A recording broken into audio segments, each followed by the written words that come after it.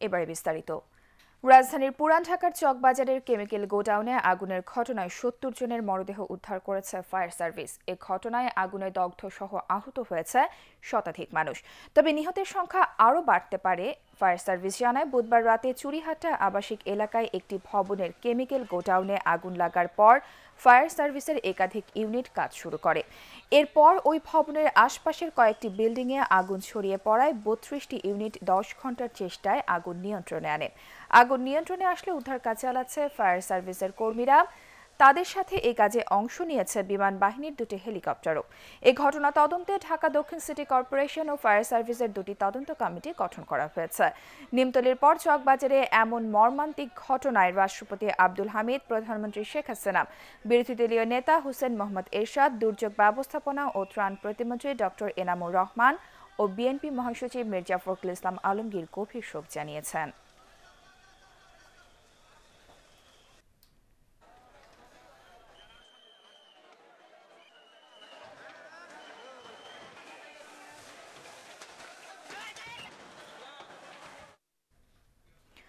দর্শক, এই মুহূর্তে পুরান ঢাকার চকবাজারের ঘটনাস্থলে রয়েছেন সহকর্মী শফিকুল ইসলাম শামীম। কথা বলছি তার সঙ্গে। শামীম, আমরা যেমনটি জানি, প্রায় 10 ঘন্টা চেষ্টার পর আগুন নিয়ন্ত্রণে আনা সম্ভব হয়েছে এবং উদ্ধার কর্মীদের উদ্ধার তৎপরতা চালাতে কোনো বেগ পেতে হচ্ছে কিনা সেখানকার সর্বশেষ পরিস্থিতি আমাদেরকে জানান।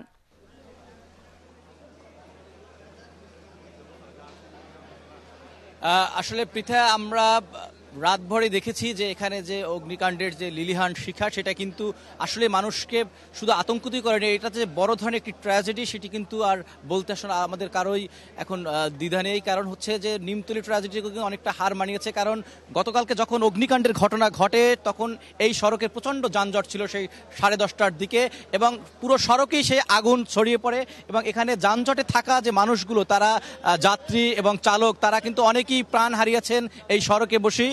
আর মুহূর্তের মধ্যেই যে ওয়াহিদ ম্যানশন আমার পিছনে যেটা আমরা দেখাচ্ছি, সেই ওয়াহিদ ম্যানশনে কিন্তু আগুন ছড়িয়ে পড়ে এবং এটার নিচতলায় ছিল সব প্লাস্টিকের কারখানা, গোডাউন, এবং উপরে ছিল বডি স্প্রে সহ বিভিন্ন যে দাহ্য পদার্থ সেগুলোর গোডাউন। তবে একটি বিষয় হচ্ছে যে সকালেও আমরা এসে লক্ষ্য করেছি যে এখানে আগুনের যে ফুলকি সেগুলো ছিল, তবে ফায়ার সার্ভিস এবং বিমান বাহিনীর যৌথ প্রচেষ্টায় কিন্তু তারা 10 ঘন্টার সময়ের ব্যবধানে তারা এই আগুন নিয়ন্ত্রণে আনতে পেরেছে। এবং এখন মূলত তাদের যে ডাম্পিংয়ের কাজগুলো সেগুলো চলছে ফায়ার সার্ভিসের, তবে আগুন পুরোপুরি নিয়ন্ত্রণে রয়েছে। এবং ফায়ার সার্ভিসের পক্ষ থেকে আমাদেরকে আনুষ্ঠানিকভাবে জানানো হয়েছে যে এখন পর্যন্ত 70 জনের মতো লাশ তারা শনাক্ত করেছেন এবং সেটি ঢাকা মেডিকেলের মর্গে পাঠানো হয়েছে এরই মধ্যে। তবে সাধারণ মানুষ এবং এখানকার আশপাশের প্রত্যক্ষদর্শীদের তথ্য অনুযায়ী যে এই মৃতের সংখ্যা আরও অনেক বাড়তে পারে বলে তারা ধারণা করছেন, যেহেতু এখন দিনের আলোতে আরও তল্লাশি চালানো হচ্ছে কোথাও লাশ আছে কিনা। আর যেহেতু এই ভয়াবহ অগ্নিকাণ্ডের কারণে কিন্তু লাশ বিকৃত হয়ে গেছে, চেহারা চেনার কোনো উপায় নেই, অনেক ডেড বডি কিন্তু কয়লায় পরিণত হয়েছে। এবং সড়কে যে থাকা যে যানবাহনগুলো ফেলে মানুষজন অনেকে দৌড়ে পালিয়েছেন, অনেকে পালাতে পারেননি বা যেতে পারেননি, সেই যানবাহনগুলো কিন্তু পুরো একদম কয়লা হয়ে গেছে। তো এই যে মর্মান্তিক দৃশ্য আসলে চোখে না দেখলে বিশ্বাস হবে না অনেকেরই। আরেকটি বিষয় হচ্ছে যে এখানে নিহতর সংখ্যা এবং হতাহতের সংখ্যা যেটা রয়েছে, তার চেয়ে বড় কথা হচ্ছে যে ভবনটি আমার পিছনে রয়েছে ওয়াহিদ ম্যানশন, সেই ভবনটি কিন্তু পুরোপুরি আসলে এখন ধ্বংসাবশেষে পরিণত হয়েছে এবং এই ভবনটি পুরোপুরি ব্যবহার অনুপযোগী। কারণ এখানে যে কোনো মুহূর্তে এই ভবনটি ধসে পড়তে পারে, কারণ পুরোপুরি এই ভবনের যে স্ট্রাকচার সেটি কিন্তু এখন নড়বড়ে হয়ে গেছে। আর আশপাশের যে সড়কগুলো সেগুলো এখন বন্ধ রেখে মূলত তাদের যে উদ্ধার তৎপরতা সমাপ্ত টানবেন। আমরা কিছুক্ষণ পরেই হয়তো তাদের আনুষ্ঠানিক ব্রিফিংয়ে আমরা জানতে পারবো যে সর্বশেষ পরিস্থিতি, এবং কিছুক্ষণের মধ্যে স্বরাষ্ট্রমন্ত্রী সহ অন্যান্যরাও এখানে আসার সম্ভাবনা রয়েছে। তো পৃথা, এই ছিল আমার কাছে এখানকার সবশেষ পরিস্থিতি। শামীম, আপনাকে ধন্যবাদ। আমরা পরবর্তীতে আবার আপনার সাথে যোগাযোগ করব। দর্শক, চকবাজারের অগ্নিকাণ্ডের ঘটনাস্থল থেকে সেখানকার সার্বিক পরিস্থিতি জানাচ্ছিলেন সহকর্মী শফিকুল ইসলাম শামীম। চকবাজারে আগুনের সূত্রপাত হয় গতকাল রাত 10টার দিকে একটি প্রাইভেট কারের সিলিন্ডার বিস্ফোরণে। মুহূর্তেই তা ছড়িয়ে পড়ে পাশের কেমিক্যাল গোডাউনে। এরপর ফায়ার সার্ভিসের 32টি ইউনিট 9 ঘন্টার চেষ্টায় আগুন নিয়ন্ত্রণে আনতে সক্ষম হয়। রিপোর্ট করছেন মাহবুব কবির চপল।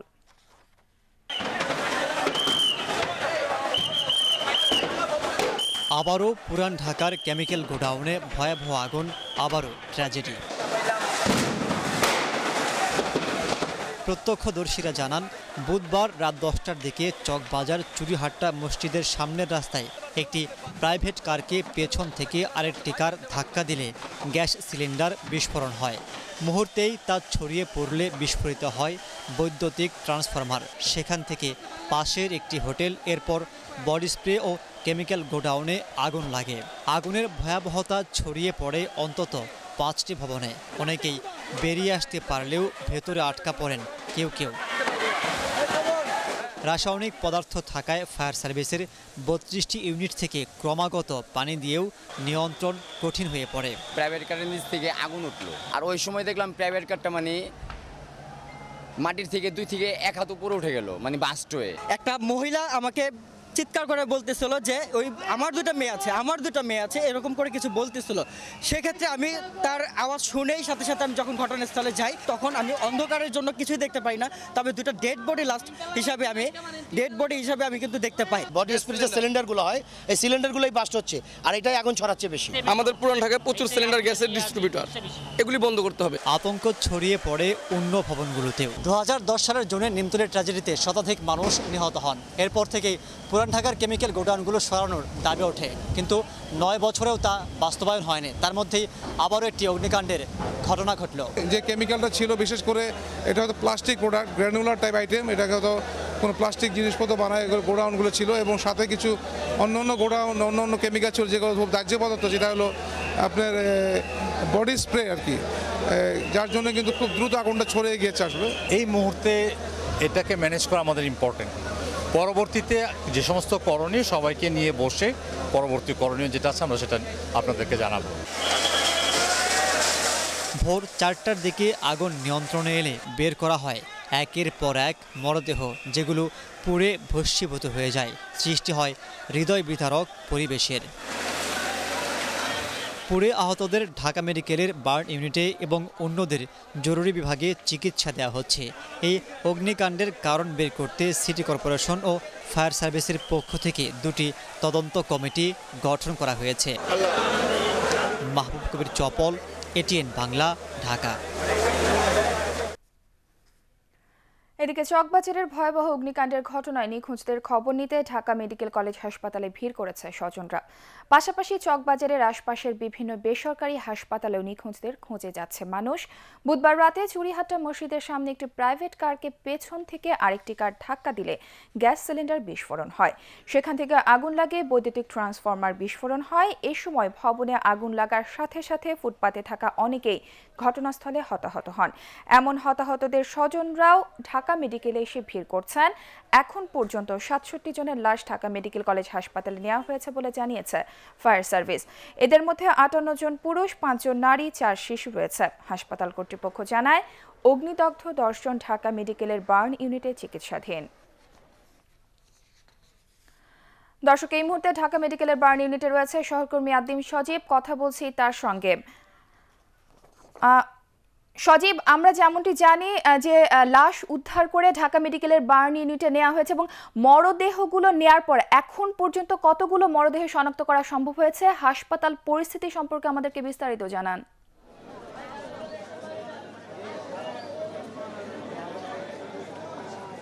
পৃথা, আপনি জানেন যে এখন পর্যন্ত প্রায় 58 জন পুরুষ এবং 5 জন নারী আর 4 জন শিশুকে নেওয়া হয়েছে এই মর্গের মধ্যে, এবং সেখানে তাদের স্বজনরা কালকে রাত থেকেই আসছেন এবং এখন পর্যন্ত আসছেন। আপনি দেখতে পাচ্ছেন আমার পেছনে, আমি ঠিক মর্গের যে ফরেনসিক মেডিসিন বিভাগ ঢাকা মেডিকেল কলেজের, সেখানেই আমি আছি।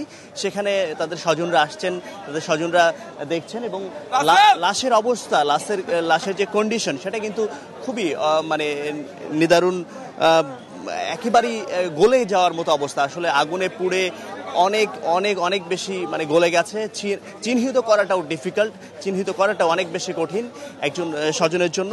তারা খুঁজছেন, ফায়ার সার্ভিসের কর্মীরা তাদের যে লাশগুলো নিয়ে এসেছেন ওখান থেকে, চকবাজার থেকে, সেই লাশগুলো নিয়ে এসে সেই লাশগুলোকে একটা প্যাকেটের মধ্যে রেখেছেন, যেটাতে রাখার কারণে একটা ওখানে নাম্বার দেওয়া হয়েছে, যে নাম্বারে তারা লাশগুলো দেখছেন এবং লাশগুলো দেখে লাশগুলো চিহ্নিত করার জন্য চেষ্টা করছেন। আপনি যদি একটু খেয়াল করে দেখেন তাহলে দেখবেন যে এখানে অনেক মানুষ, অগণিত মানুষ, বেশিরভাগই স্বজন, স্বজনরা আর্তনাদ করছেন। ফায়ার সার্ভিসের কর্মী আছে, পুলিশের কর্মী আছে, যারা কাউন্ট করছে কতজন লাশ আসছে। কিছুক্ষণ আগেও লাশ এসেছে এই মর্গের মধ্যে এবং প্রতিনিয়ত কিন্তু আসছে। গতকালকে রাতের যে অগ্নিকাণ্ড, সেই অগ্নিকাণ্ডের পরে চকবাজার থেকে লাশের যে মিছিল, সেই মিছিল এখনো পর্যন্ত এই মর্গের মধ্যে আসছে এবং এখানে স্বজনরা মানে একে একে আর্তনাদ করতে করতে ভিতরে যাচ্ছেন। এখনো পর্যন্ত কতজনকে শনাক্ত করা হয়েছে সেটা নিশ্চিতভাবে বলতে পারেননি পুলিশ এবং যারা ফায়ার সার্ভিসের কর্মী আছে তারা। তবে আমরা যতটুকু জানতে পেরেছি আরো লাশ আছে এবং আরো লাশ আসবে। আমি একটু কথা বলতে পারি, আমি একটু কথা বলতে চাই। চকবাজারে আপনার বাসা? হ্যাঁ, বাসা আমার ওখানে। আমার বাসা আমার ঘটনাস্থলের 100 গজ ভিতরে। আমি রাত্রে ওখানে চলে আসার পরে আমরা ওখানে যখন সিলিন্ডার বাস্ট হয় তখন আমরা দেখে ওখানে মানুষজন আসার পরে যখন আমরা দেখতে পেলাম যে এখানে ভয়াবহ অগ্নিকাণ্ড হচ্ছে, তখন আমরা মানুষ এবং ফায়ার সার্ভিস আস্তে আস্তে পুলিশ প্রশাসন লোক আসে ওই এলাকাটা ঘিরে রাখে। আর আমরা পরবর্তী সময় আর দেখতে পারিনি। আপনার কি কোনো স্বজন আছে? না, আমার স্বজন, আমি তাদেরকে তল্লাশি করার জন্য মেডিকেলে আসছি যে স্বজন আছে কিনা, আমি এই জন্য খোঁজাখুঁজি করতে এখানে আসছি। একজন সহযোগী মানুষ যিনি আসলে সাধারণ মানুষকে যারা আহত হয়েছেন, যারা গুরুতর আহত হয়েছেন কিংবা নিহত হয়েছেন, তাদেরকে সহযোগিতা করার জন্য উনি এসেছিলেন। আমরা দেখতে পাচ্ছি, একটু যদি কবির ভাই একটু যদি দেখাতেন, একটা অ্যাম্বুলেন্স আসছে, যে অ্যাম্বুলেন্সে খুব সম্ভবত আরও একটি বা একাধিক লাশ আসতে পারে। আমরা ফায়ার সার্ভিসের কর্মীদের কাছে জেনেছি যে প্রত্যেকটা যে প্যাকেট করে বা যেভাবে নিয়ে আসা হচ্ছে লাশগুলোকে, সেখানে এক বা তারও অধিক লাশ আনা হচ্ছে। আরও একটি অ্যাম্বুলেন্স আমরা দেখতে পাচ্ছি। এভাবে একের পর এক লাশ এবং অ্যাম্বুলেন্স গতকাল থেকে কিন্তু ঢাকা মেডিকেল কলেজ এবং ঢাকা মেডিকেল ছাড়াও আশপাশের বিভিন্ন ক্লিনিকে নেওয়া হয়েছে, আমরা দেখেছি।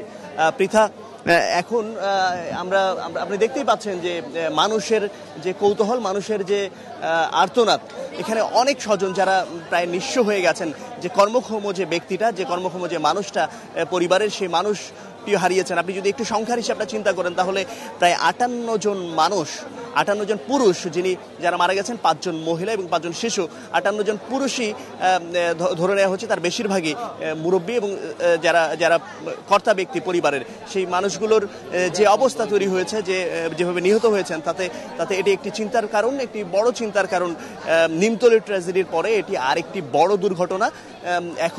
এখন এই ঘটনাগুলো চলতেই আছে, চলমান আছে। সাধারণ মানুষ বলছে এগুলো ঠিক কবে নাগাদ এগুলো বন্ধ হবে। এগুলোর জন্য যে তদন্ত কমিটি করা হয়, প্রত্যেকবারই করা হয়, কিন্তু সমাধানটা আসলে কি আসে সেটিও আসলে চিন্তার কারণ এই নিমতলি ট্র্যাজেডি বলেন কিংবা এখন চকবাজারের যে ঘটনাটা ঘটলো, পুরো এলাকায় ওই পুরান ঢাকার যে জর্জরিত কেমিক্যাল গোডাউনে কিংবা রাসায়নিক যে দাহ্য পদার্থ আছে, সেখানে একবার আগুন লাগলে কিন্তু ভয়াবহ রকমের একটা সমস্যার সৃষ্টি হয়। এবং আপনি দেখেছেন যে ওই এক জায়গায় আগুন লেগে কিন্তু আগুন ছড়িয়েছে অনেকগুলো ভবনে। সেটি চিন্তার কারণ ওই এলাকার জন্য। কিন্তু এভাবে আর কতদিন চলবে সেটিও সাধারণ মানুষের মধ্যে প্রশ্ন আছে। মানুষ কাঁদছে, এখানে স্বজন হারিয়ে একরকম কাঁদতে দিশেহারা হয়ে গেছে, পাগলের মতো আচরণ করছে। স্বাভাবিকভাবে এটা করার কথা। একজন মানুষ, পরিবারের একজন না, একাধিক মানুষকে, একজন স্বজন তার পরিবারের কয়েকজন স্বজনকে হারিয়ে একরকম মানে নিঃস্ব হয়ে গেছে, সব হারিয়ে দিশেহারা হয়ে গেছে। এখানে আপনি এখনো দেখছেন এই যে মানুষগুলো ভিতরে যাচ্ছেন, তারা সবাই স্বজনের খোঁজে যাচ্ছেন। কিন্তু লাশগুলোর অবস্থা এমন যে আপনি বোঝা মুশকিল এই লাশগুলোকে কিভাবে তারা শনাক্ত করবেন কিংবা কিভাবে দেখবেন, কিভাবে অনেকের শরীরের অনেক অংশই বোঝা মুশকিল এবং শরীরের কোনো অংশ ক্ষেত্রেই নেই, অনেক কাপড়ই নেই, কিন্তু যা আছে সেটাতেও মানে বোঝা দেয়। সজীব, আপনার কাছে জানতে চাইছি যে আমরা যেমনটা আপনার কথা থেকে জানতে পেরেছি যে অনেকে চিকিৎসাধীন অবস্থায় আছেন, তো এর মধ্যে কতজন চিকিৎসাধীন অবস্থায় আছেন এবং তাদের মধ্যে আশঙ্কাজনক অবস্থায় কতজন রোগী রয়েছেন? চিকিৎসকদের সঙ্গে কি আপনার এই নিয়ে কোনো কথা হয়েছে কিনা?